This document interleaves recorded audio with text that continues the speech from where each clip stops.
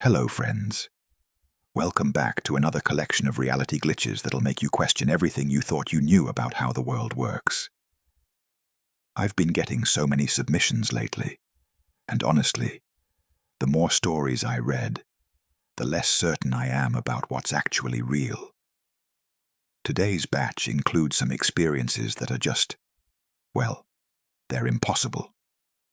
But they happened. Multiple witnesses, physical evidence, the whole 9 yards. So grab your coffee, get comfortable, and let's dive into the weird side of reality. Story 1. The Birthday Card from Tomorrow by You Timeline Jumper. I need to tell someone about this because I'm starting to question my own sanity. Last Monday, October 16th, I was cleaning out my desk drawer at work. You know how it is. Years of accumulated junk, old pens, sticky notes from 2019, that kind of thing. At the very back, wedged behind some folders, I found a birthday card in a sealed envelope. The envelope had my name on it, written in my mom's handwriting. This wasn't unusual. She sometimes sends cards to my office. But when I opened it, my blood ran cold. The card said, "Happy 45th birthday," with a message inside. "Can't believe my baby is 45. Hope the promotion is everything you dreamed of. Give my love to Sarah and the twins. Love, Mom." I'm 42. I'm not married. I don't know anyone named Sarah. And I definitely don't have twins. The date on the card? October 16th, 2026. I know what you're thinking. Someone's playing a prank, right? That's what I thought too. But here's the thing. The card had a photo tucked inside. It was me, definitely me, but older. Grayer hair, a few more wrinkles around the eyes. I was standing in an office I didn't recognize, wearing a suit I don't own, with my arm around a woman I've never seen before. 2 kids, maybe 8 or 9 years old, stood in front of us. The photo quality was pristine, not edited. I work in graphic design. I know what to look for. I called my mom immediately. She laughed when I asked if she'd sent me any cards recently. "Your birthday isn't for another 3 months, honey." "Why?" I didn't tell her about the card. How could I? That night, I studied every detail. The cardstock felt real, had that Hallmark logo on the back. The envelope had a postmark, October 10th, 2026, from my mom's town in Ohio. Even the stamp looked different, had some design I'd never seen before. I decided to test something.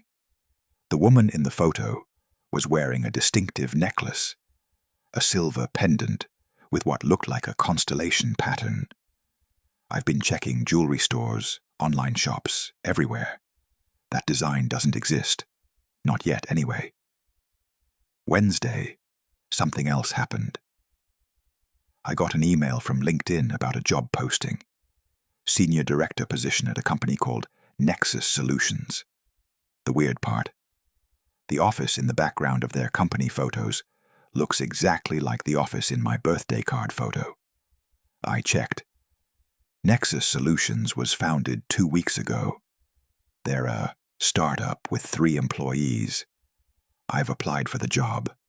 I don't know what else to do. The birthday card is sitting in my apartment right now, in a plastic bag, like it's evidence in a crime.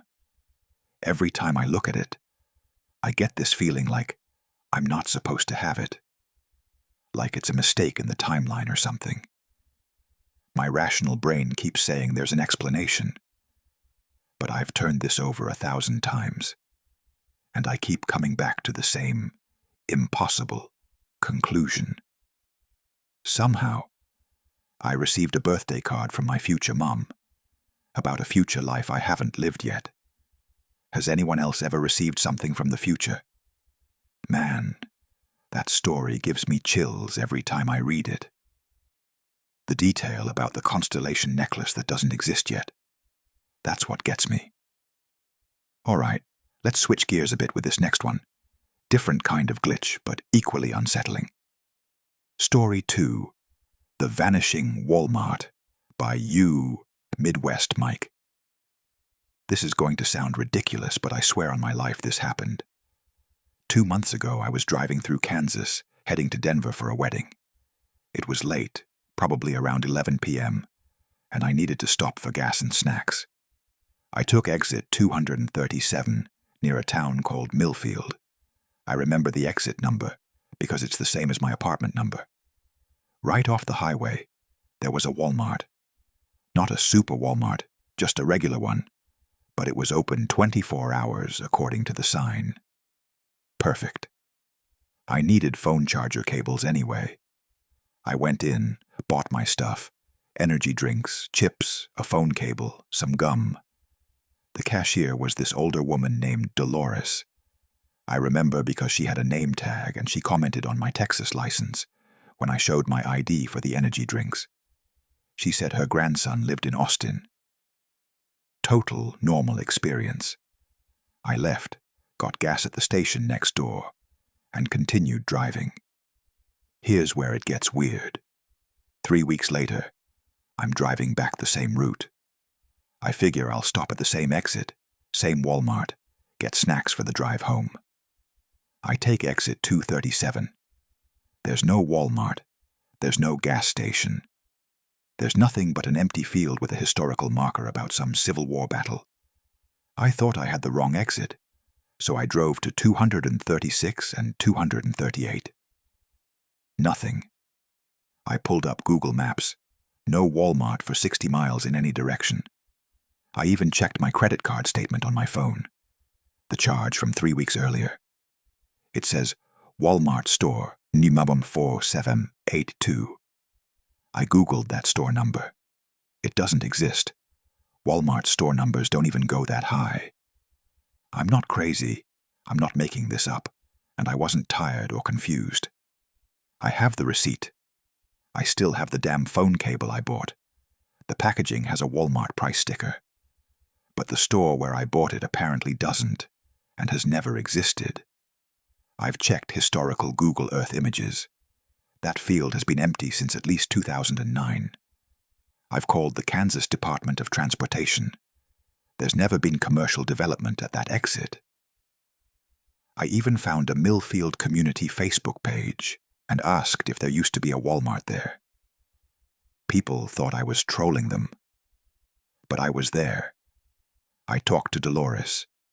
I bought this cable that I'm looking at right now. Where the hell did I shop that night? Okay. This kind of story really messes with me because it's not just perception. There's physical evidence. That receipt, that cable. These are the ones that keep me up at night thinking. Speaking of physical evidence, here's another story that involves something that shouldn't exist. Story 3. My daughter's drawing. Came true by you confused dad 1992. I'm a single dad, and my daughter Emma is 7.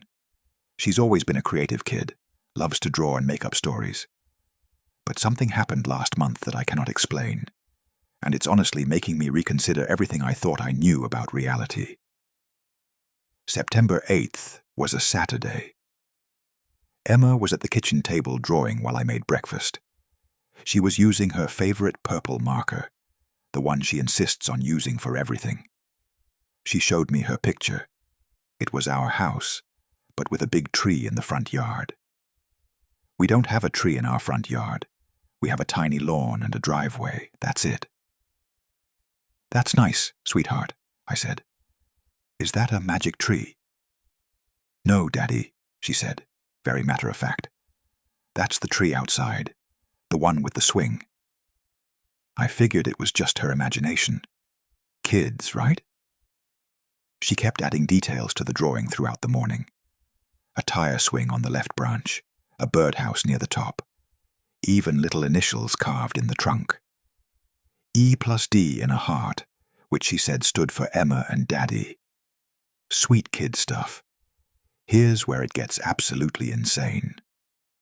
September 15th, exactly 1 week later, I wake up to this weird creaking sound. I look out my bedroom window, and there's a massive oak tree in our front yard, exactly where Emma drew it, Exactly how she drew it. Tire swing on the left branch, birdhouse near the top. And when I went outside, shaking to look closer, the initials were there. E+D in a heart, carved into the bark, already weathered like they'd been there for years. I'm not talking about a sapling someone could have planted as a prank. This tree is huge. The trunk is probably 4 feet around. The roots have pushed up parts of the lawn.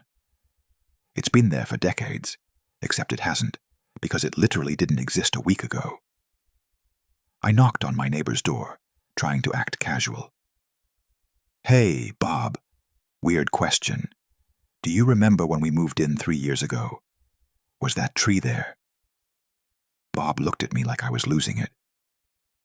"That tree? Mike, that tree's been there since before the neighborhood was built. My kids used to play on that swing when they visited 20 years ago. 20 years ago. But it wasn't there on September 8th. I have photos on my phone from Emma's first day of school on September 5th, taken in the front yard.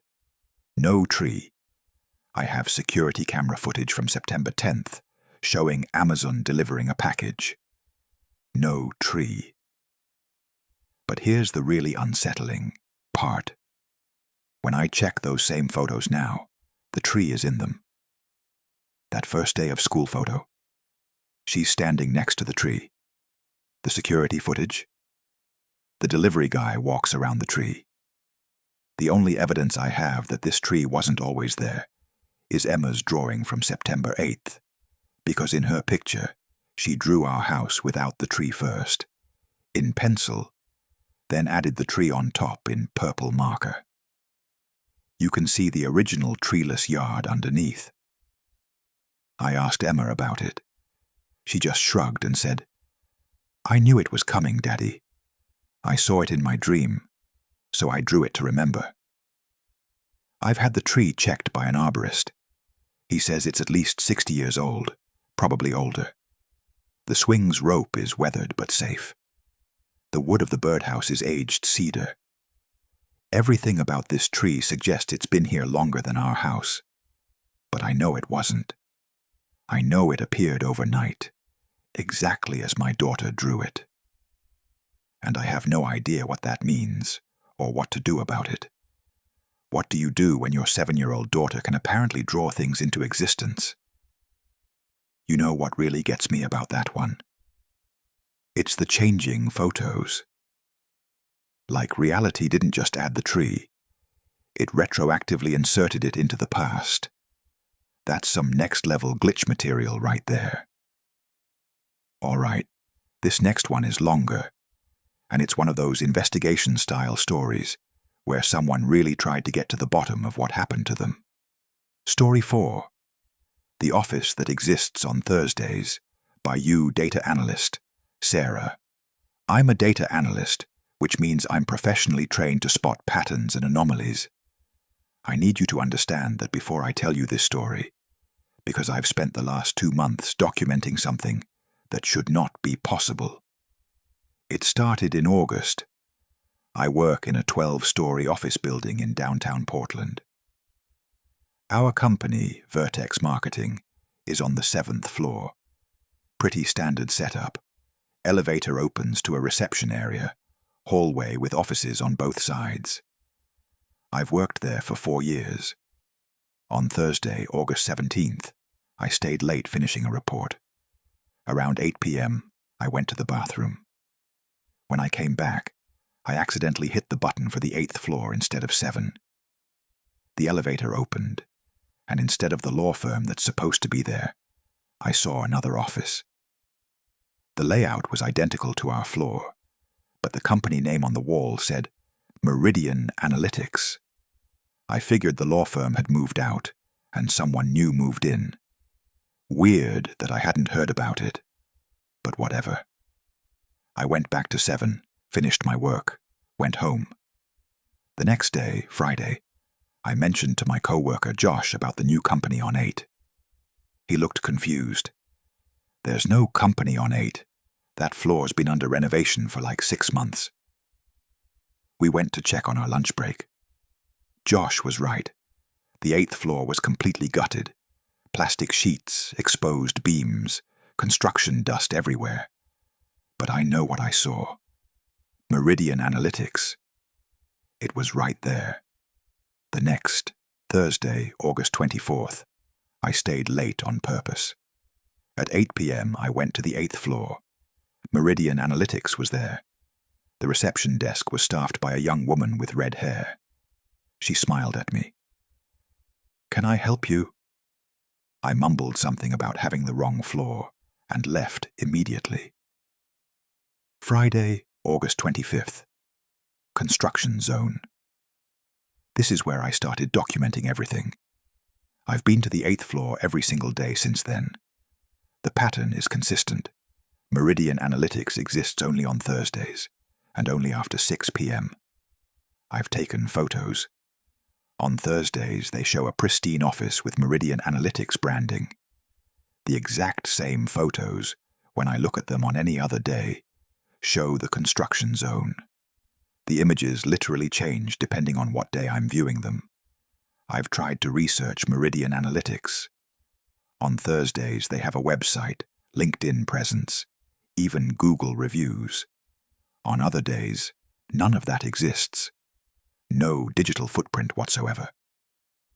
September 14th, a Thursday, I got brave. I went up at 7:30 p.m. and actually walked into their office. The receptionist, same red-haired woman, greeted me. I said I was interested in their services. She gave me a brochure. I still have it. On Thursdays, it's a glossy, professional pamphlet about data analytics services. On other days, it's a blank piece of paper. I've talked to security guards, building management, other tenants. Nobody else has seen Meridian Analytics. The building's official directory doesn't list them. The elevator's button panel shows 8 as under renovation. But every Thursday evening, they're there. Last Thursday, October 19th, I did something possibly stupid. I applied for a job there. I walked in with my resume, talked to their HR person, a middle-aged man named Carl, who said they were actually looking for someone with my exact skill set. He said they'd be in touch. Today is Monday. I just got an email from Carl at Meridian Analytics, inviting me for an interview this Thursday at 7 p.m. The email is in my inbox right now, but when I try to forward it to anyone, it arrives blank. When I print it, the page comes out white. I'm going to the interview. I have to know what this is. Are they ghosts? Time travelers? A company that exists in some kind of dimensional pocket? Or am I having the world's most elaborate hallucination? I'm a rational person. I believe in data, patterns, observable facts. But the fact is, there's an entire company that exists only on Thursday evenings, in a building where I work. And I might be the only person who can see them. If you don't hear from me after Thursday, well, maybe check the 8th floor. Only on a Thursday, though. After 6 p.m. Hey, it's me. I want to ask you something a little strange. Do you have a favorite weird smell? I know that sounds random, but stick with me here. You know how certain smells can trigger memories? Well, I have this thing with the smell of fresh photocopier toner. I actually love it. Takes me back to being a kid, in my mom's office, helping her make copies after school. She'd let me press the big green button, and that warm, chemical-sweet smell would puff out.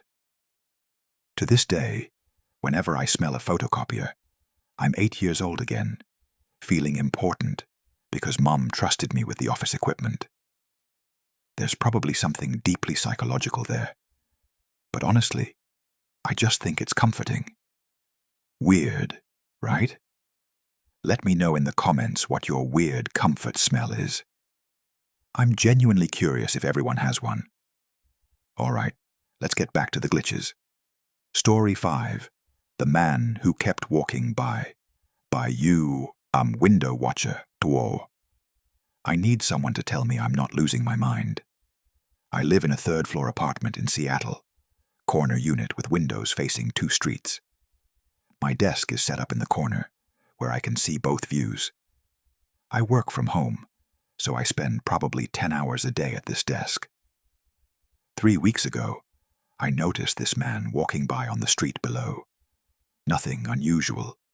Mid-40s, grey suit, carrying a black briefcase. He walked past on the north-facing street, heading east. I only noticed him because he had this really distinctive walk, kind of bouncy, like he was listening to music. About 5 minutes later, I see him again. Same man, same suit, same briefcase, same bouncy walk. But now he's on the west-facing street, heading south. I thought, okay, he must have circled the block. Maybe he's lost. 5 minutes after that, he passes by on the north street again. Exact same way. Not walking back, walking in the same direction as the first time. This continued for 3 hours. Every 5 minutes, like clockwork. North Street heading east, then West Street heading south. Same bounce in his step. Same briefcase swinging.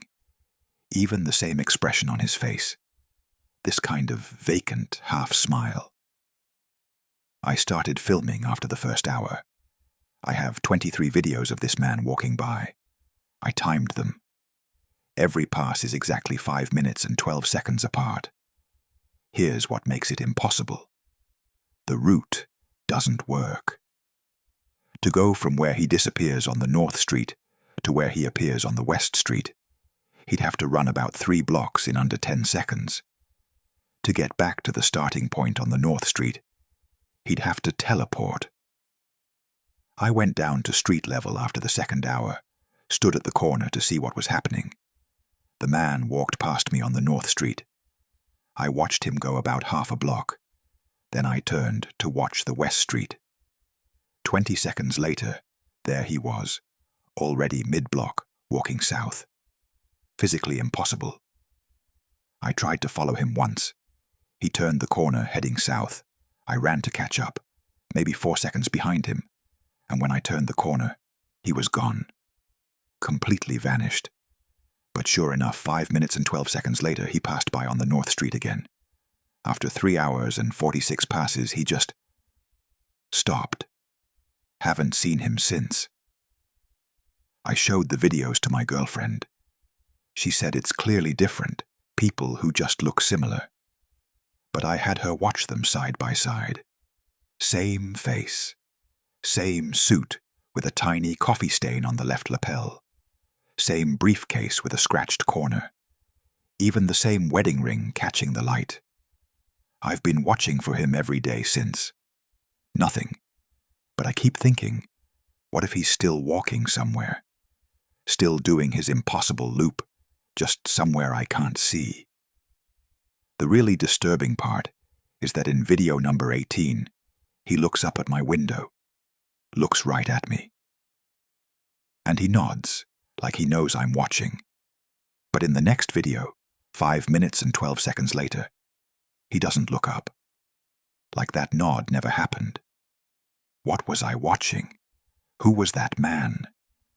And why do I have this terrible feeling that he's still out there, still walking, still looping, just waiting to pass by again? That one seriously creeps me out. The mechanical repetition, the impossible geography. It's like watching a person-shaped glitch in the Matrix. Here's another quick one that just came in last week. Story 6. The Pennies That Multiply by You, Copper Collector. This is short, but I swear it's true, and it's driving me insane. 6 weeks ago, I found a penny on my nightstand. 1983. Nothing special about it. I don't usually keep change lying around, but whatever. I left it there. Next morning, there were 2 pennies, both 1983. I specifically remember thinking it was weird, but figuring I must have had 2 pennies all along, and just didn't notice. Third morning, 4 pennies, all 1983. Fourth morning, 8 pennies, all 1983. I started documenting, taking photos, marking each penny with a tiny dot of nail polish to track them. The pennies were definitely multiplying. Every morning, exactly double the previous amount. Day 5, 16 pennies. Day 6, 32 pennies. Day 7, 64 pennies. I tried everything. I stayed up all night watching them.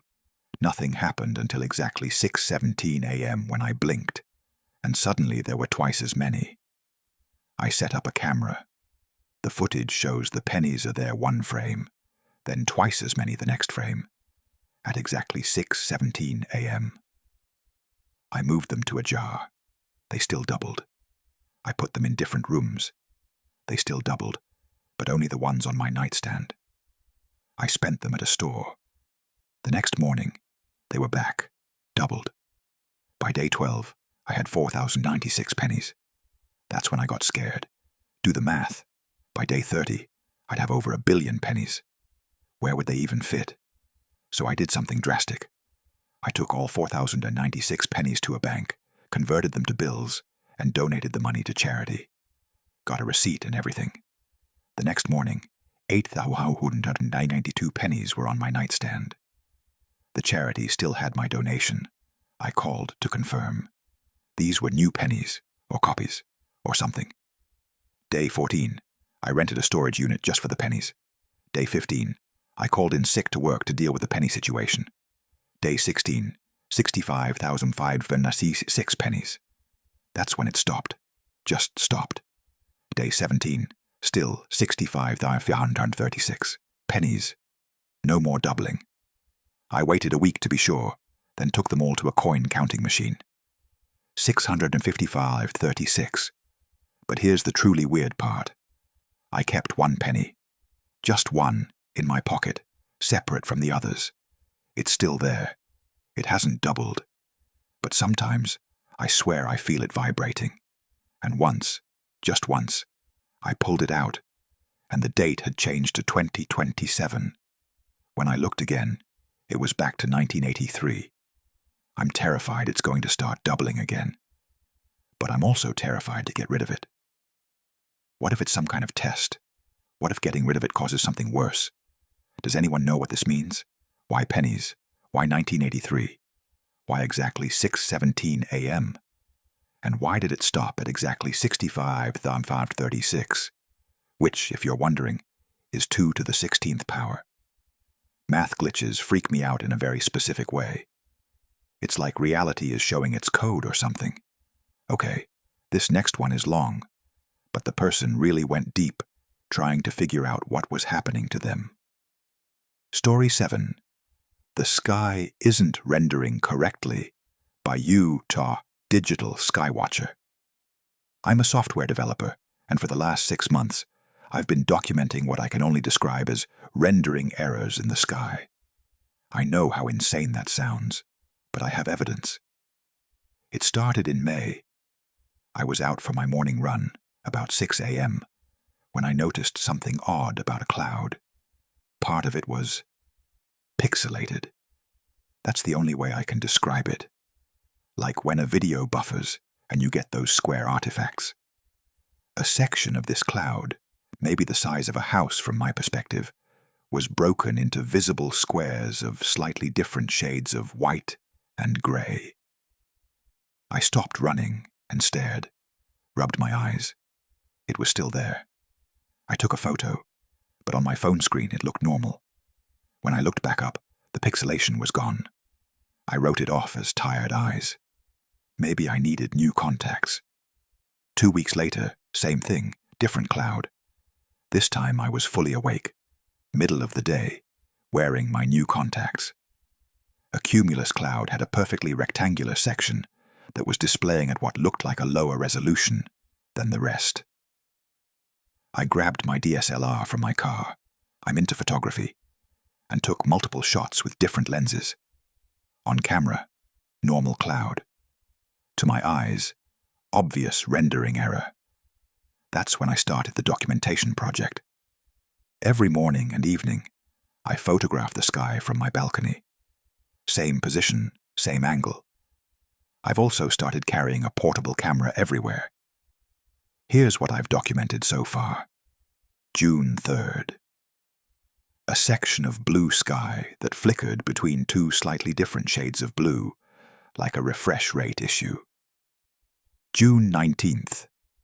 A plane flying overhead left a contrail that rendered in segments, appearing in chunks rather than as a smooth line. July 2nd. During sunset, the gradient from orange to blue showed visible banding, like a display with poor color depth. July 15th. This was the big one. A massive cumulonimbus cloud froze mid-formation. I watched it for 40 minutes. The bottom kept moving and changing, but the top was completely static, like a paused video. Other clouds moved past it. Wind was blowing, but the top portion was frozen. Then it suddenly snapped back into motion. August 8th. Grid lines. I saw actual grid lines in the sky for about 10 seconds. Faint but unmistakable, like graph paper overlaid on reality. August 23rd. The moon was in the wrong position. I know this because I use a star tracking app. The moon was 15 degrees off from where it should have been.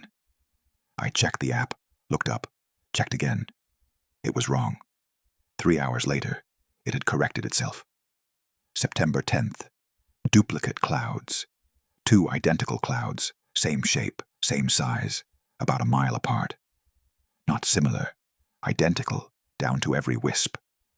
They moved in perfect synchronization for 12 minutes before one faded out.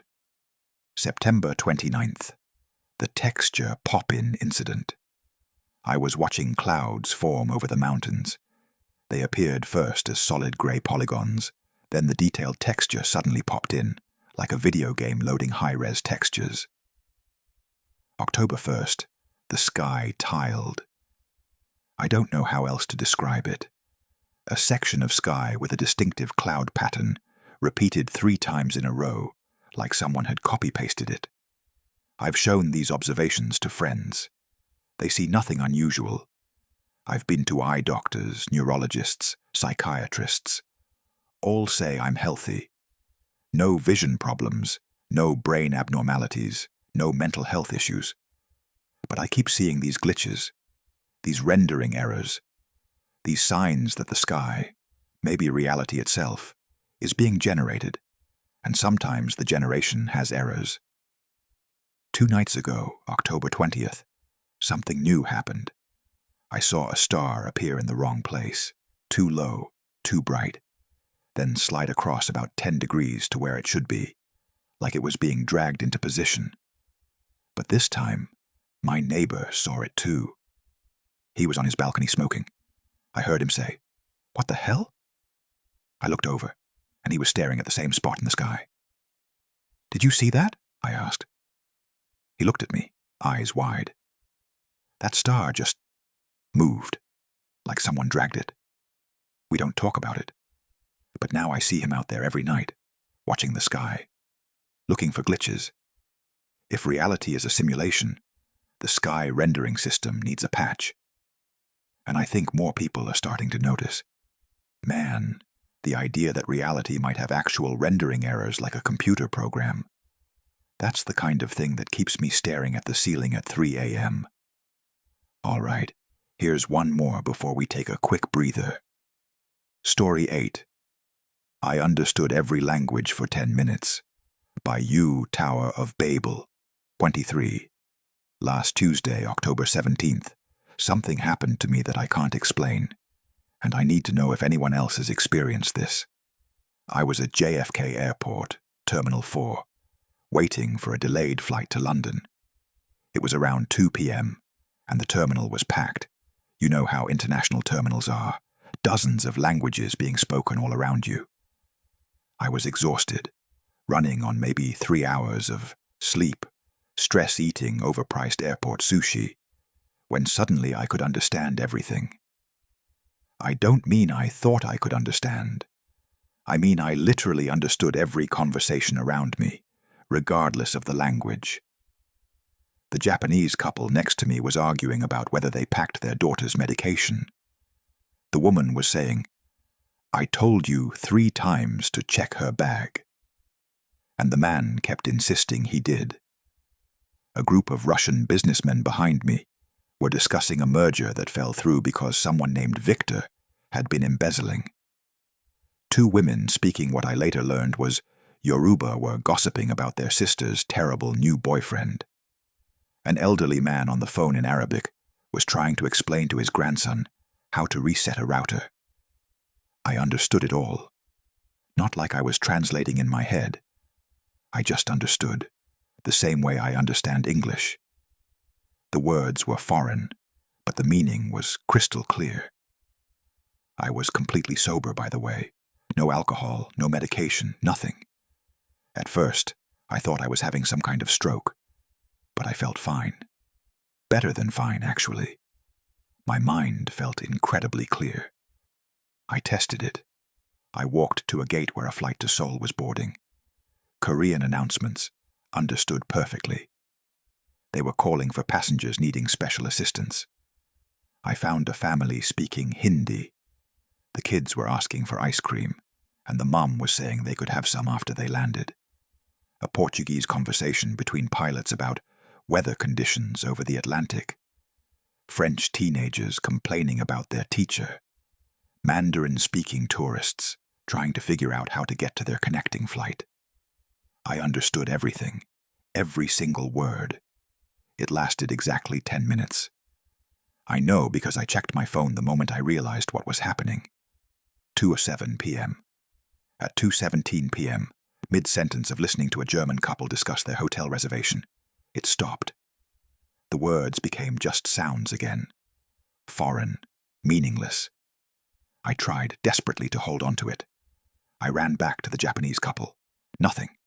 Just Japanese, which I don't speak. The Russians. Just Russian. I've been researching this nonstop since. There's something called xenoglossy, where people supposedly speak languages they don't know. But that's different. I wasn't speaking.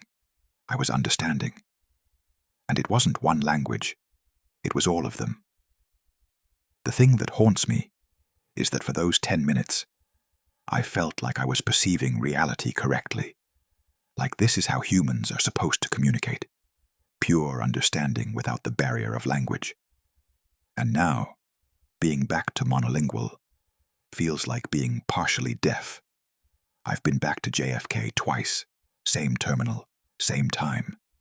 Even ate the same sushi from the same restaurant. Nothing. What happened to me?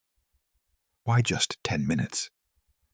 And why do I have this terrible feeling that I glimpsed something I wasn't supposed to see? Some layer of reality where language barriers don't exist. You know, I actually had something similar happen to me once, though not nearly as dramatic.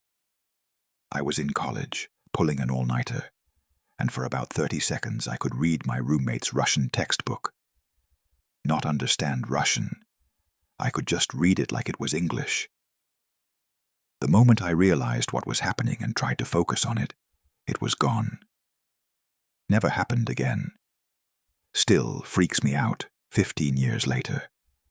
These momentary glimpses into impossible abilities, what are they?